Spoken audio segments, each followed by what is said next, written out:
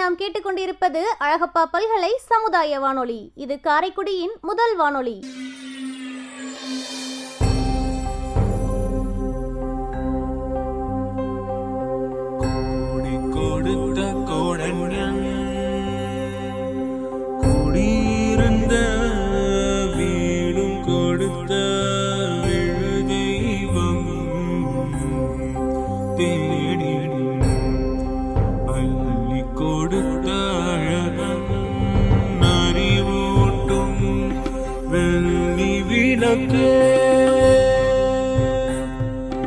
அறிவூட்டும் வெள்ளி விளக்கே,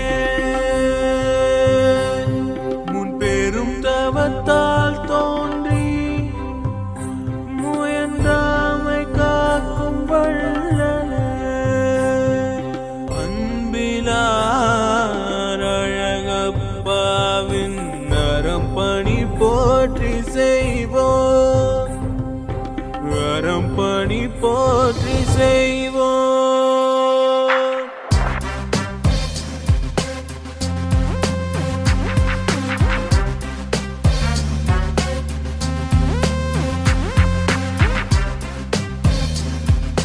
இந்திய அரசு அறிவியல் தொழில்நுட்பத்துறையின் விக்யான் பிரசார் மற்றும் காரைக்குடி அழகப்பா பல்கலைக்கழகம் இணைந்து வழங்கும் அறிவியல் பாலம் புதிய தொடர் நிகழ்ச்சி அனுபவ திட்டத்தின் பரவலாக்கம். ஆக்கம் ஊக்கம் வழிகாட்டல் டாக்டர் ஆர். ஸ்ரீதர்.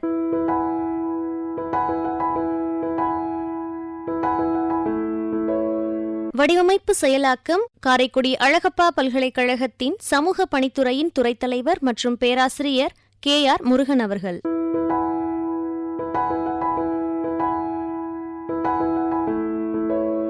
நிகழ்ச்சி ஒருங்கிணைப்பு சமுதாய வானொலி இயக்குனர் டாக்டர் S. ராஜாராம்.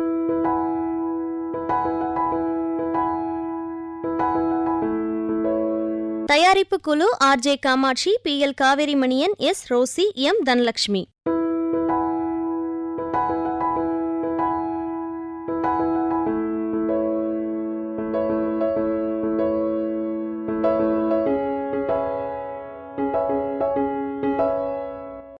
இந்திய அரசின் அறிவியல் தொழில்நுட்பத்துறையின் விக்யான் பிரசார் மற்றும் காரைக்குடி அழகப்பா பல்கலைக்கழகம் இணைந்து வழங்கிய அனுபவம் நிகழ்ச்சியில் அறிவியல் ஆளுமைகள், ஆலோசனை நேரம் பகுதியில் மருத்துவர்கள், பட்டிமன்றங்கள், வழக்காடு மன்றங்கள், நாட்டுப்புற பாடல்கள், கும்மி பாடல்கள் என பல நிகழ்ச்சிகள் நம்ம அழகப்பா பல்கலை சமுதாய வானொலியில ஒளிபரப்பு செய்யப்பட்டது. இந்த நிகழ்ச்சிகள் எல்லாமே நம்ம கேட்டு ரசிச்சாச்சு. அடுத்ததா இந்த நிகழ்ச்சி பற்றிய நேயர்களின் கருத்துக்களையும் நம்ம கேட்கலாம். வாங்க நேயர்களே. அனுபவம் நிகழ்ச்சி வாயிலாக காரைக்குடியை சார்ந்த மகப்பேறு மகளிர் நல மருத்துவர் டாக்டர் P. முல்லைக்கொடி அவர்கள் பேசிய நேர்காணலை நம்ம கேட்டு ரசிச்சோம். இந்த நிகழ்ச்சி பற்றிய கருத்துக்கள், பின்னூட்டங்கள் எல்லாமே நம்ம நேயர்கள் நம்ம கிட்ட நிறைய பகிர்ந்திருக்காங்க. வாங்க கேட்கலாம் நேயர்களே.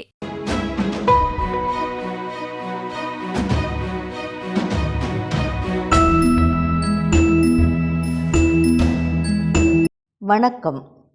அழகப்பா சமுதாய வானொலியில் அனுபவம் நிகழ்ச்சியில் டாக்டர் P. முல்லைக்கொடியுடனான நேர்காணல் கேட்டேன். மிகவும் பயனுள்ளதாக இருந்தது. தேவையான கேள்விகளும் டாக்டரின் தெளிவான பதில்களும் பாராட்டுதல்களுக்குரியவை. முத்தான கேள்விகள், சத்தான பதில்கள். பணி சிறக்க வாழ்த்துக்கள். நன்றிகளுடன் நிர்மலா ஆறுமுகம்.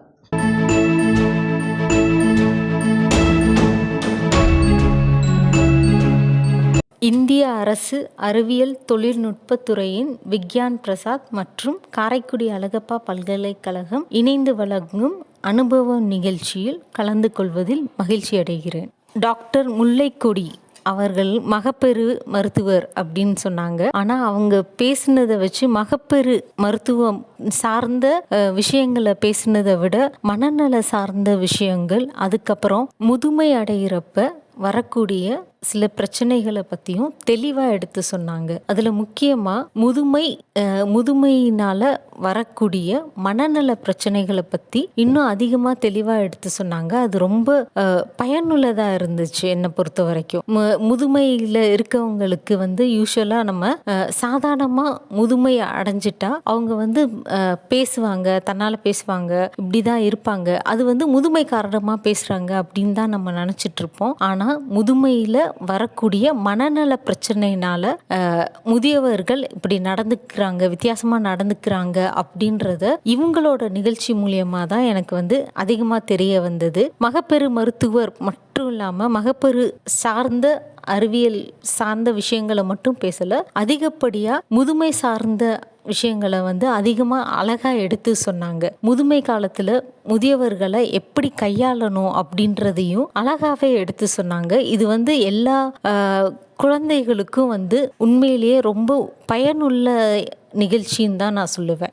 முதுமையினால் வரக்கூடிய மனநல பிரச்சனைகள், அதாவது அல்சைமர் வியாதியை பற்றி சொன்னாங்க.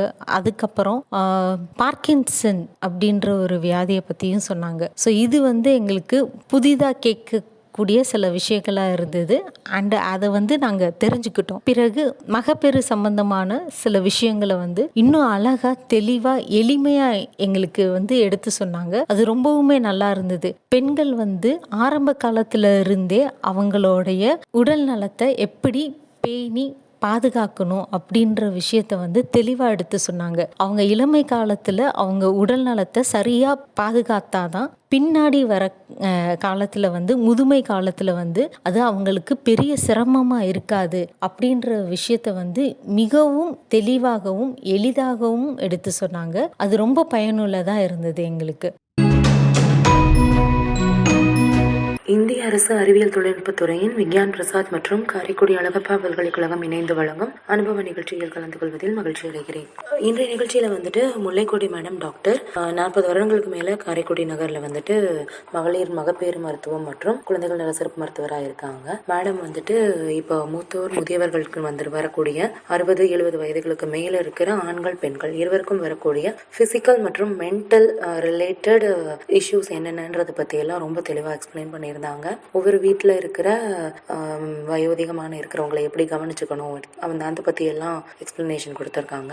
பிசிக்கலா என்னென்ன ப்ராப்ளம்ஸ் வரும் அப்படின்னு பார்க்கும்போது கொஞ்சம் வயசுல இருக்கும்போதே அவங்களுக்கு வரக்கூடிய சின்ன சின்ன ப்ராப்ளம்ஸ் அதை அவங்க கவனிக்காம விட்டது ஏஜ் ஆகும்போது அது ரொம்ப பெரிய ப்ராப்ளமா வரும். இவங்களை பத்தி படிக்கிறது, இவங்களோட கேரை பத்தி படிக்கிறது, வயதானவங்களை பத்தி அவங்களை கேர் எடுத்துக்கிறது, அந்த சயின்ஸுக்கு பேர் ஜெரண்டாலஜினும், அந்த ஹாஸ்பிட்டல்ஸ் அந்த செட்டிங்ஸ்க்கு பேர் ஜீரியாட்ரிக் கேர் சென்டர்ஸ்னும் மேடம் சொல்லியிருக்காங்க. 2011 சென்சஸின் படி நம்மளுடைய இந்தியன் பாப்புலேஷன்ல 19.75 மில்லியன்ஸ் முதியோர்கள் இருக்காங்க, above 60+ இருக்காங்க அப்படின்றது சொல்லியிருந்தாங்க. இப்போ நம்ம நியர்லி 10 இயர்ஸ்க்கு மேல தாண்டிட்டோம். ஸோ இந்த சென்சஸ் கணக்குப்படி நம்ம எப்படி 4 மில்லியன் பீப்புள் அதிகமா இருப்போம், முதியோர்கள் அதிகமா இருப்பாங்கன்றத மேம் சொல்லியிருக்காங்க. வயது முதிர்மை மூலமாக திசுக்கள் எப்படி அதோட வளர்ச்சி குறைவாகுது, அதனால அவங்களுக்கு ஒரு ஹியூமன் பாடி பார்ட் பார்க்கும்போது போத் மென் அண்ட் விமென் பார்க்கும்போது தலை முதல் கால் வரை அந்த வயது முதிர்ச்சியினால உங்களுக்கு ஏற்படுகிற பிரச்சனைகளை வரிசையா 1, 2, 3 மேம் ரொம்ப அழகா எக்ஸ்பிளைன் பண்ணியிருக்காங்க. ஃபர்ஸ்ட் தலையிலிருந்து பார்க்கும்போது அவங்களுடைய மூளையில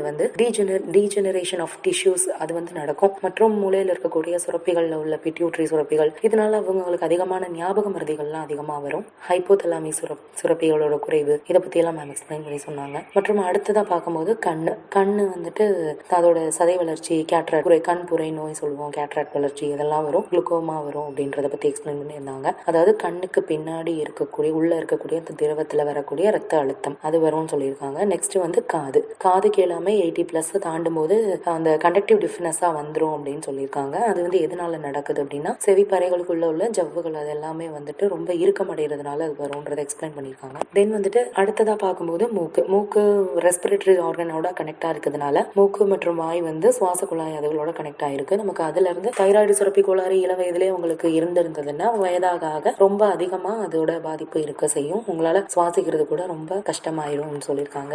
நெக்ஸ்ட் உறுப்பு பார்க்கும்போது சுவாச மண்டலத்துக்கு கீழே இதய நோய்கள் வர்றதுக்கு வாய்ப்பு இருக்கு. இதய நோய்கள் எதுவுமே தனியா அஃபெக்ட் ஆகாது. ஆல்ரெடி இருக்கிற அது வேற ஏதாவது டிசீசஸ், டயபெட்டிஸோ வேற ஏதாவது பிளட் ப்ரெஷர், கொலஸ்ட்ரால் அந்த மாதிரி இருக்கிற டிசீசஸ்னால ஹார்ட் அட்டாக்ஸ் வரும் அப்படின்றத எக்ஸ்பிளைன் பண்ணியிருக்காங்க. நெக்ஸ்ட் செரிமான கோளாறுகள் வர்றதுக்கான வாய்ப்புகள் இருக்கு. செரிமான கோளாறுகள் எதனால ஆரம்பிக்குது அப்படின்னா சாப்பாட்டுல இருக்கிற முறையற்ற உணவு பழக்க வழக்கங்கள் சாப்பிட்றதுனாலையும், செரிமானத்தன்மை குறைவா இருக்கிற உணவு முறைகள் எடுத்துக்கிறதுனாலையும் வரும்னு சொல்லியிருக்காங்க. அதுக்கு நம்மளோட நெறியாளர் கேட்டிருக்காங்க, என்ன மாதிரியான உணவுகளை வந்துட்டு வயதானவர்கள் வந்து தவிர்த்தாங்கன்னா நல்லா இருக்கும் அப்படின்னு கேட்கும்போது, மேடம் வந்துட்டு லெஸ் அசிடிக், அதை வந்து சாப்பிட்றது, அது வந்து வயோதிகர்கள் மட்டும் இல்லாம எல்லாருமே அமிலத்தன்மை கம்மியா இருக்கிற உணவுகளை சாப்பிட்றது ரொம்ப இந்த அல்சர் வரக்கூடிய பிரச்சனைகளை வந்து கம்மி பண்ணும்னு சொல்லியிருக்காங்க. பிளஸ் நேரம் தவறி சாப்பிட்றது, கரெக்டான டைமுக்கு சாப்பிடாம இருக்கிறதுமே வந்துட்டு ரொம்ப ப்ராப்ளம் உண்டு பண்ணிடும். பிளஸ் காரம், புளிப்பு இந்த மாதிரி ரொம்ப அதிகமா பேக்டு ஜங்க்ஸ், ப்ரிசர்வேட்டிவ்ஸ் இருக்கிற ஃபுட்ஸ், இதெல்லாம்